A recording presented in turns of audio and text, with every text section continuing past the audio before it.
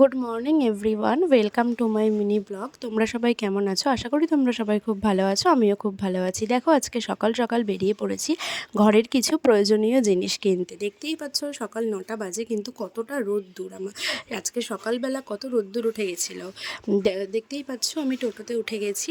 এখন আমি সরকা বাজার যাব, সেই উদ্দেশ্যে বেরিয়ে পড়েছি।